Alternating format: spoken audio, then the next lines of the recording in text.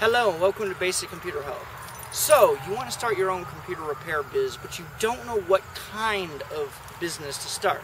Should you be mobile or should you be tech? Have a brick and mortar store?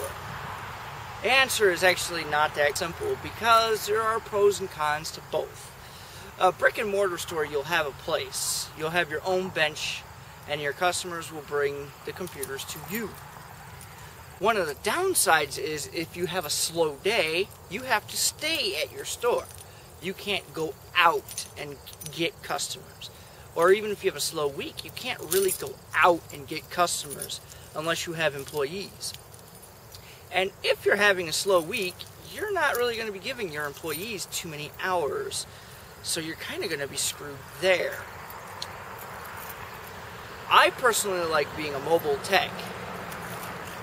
You go out to your customers' houses. You pretty much don't need them to disconnect the computers. You pretty much do it at their place.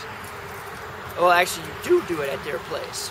Like a couple pluses, though, to this is if you're having a slow week or you're having just a slow time in general, you can go out and get your customers.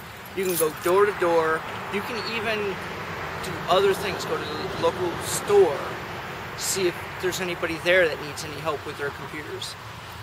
Before you do any of that, though, I would highly recommend you check your local, state, and country's rules and regulations on this before you start doing it. I live in the state of Michigan. I do work in several cities in Michigan. And the first thing I could tell you is just from city to city, the rules are vastly different. Some you can go door to door and do it without anything. Some you need a permit. Some cities you can't do it at all. So you kind of want to be careful of that. Some of the downsides to being a mobile tech, though, is sometimes in the dead heat of summer, your customers, your clients, will have a house that is sealed up tight. And even worse, in the winter, well, not worse, it's about as bad. In the winter, you'll have a customer that won't have any heat on. They like the cold. They'll have their windows open and it'd be a blizzard outside. So some of this stuff you're going to have to take into consideration.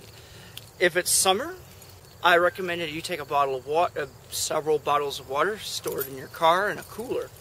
And of course, in the winter, dress for the winter. Probably take some coffee, drink coffee. See you in the next video.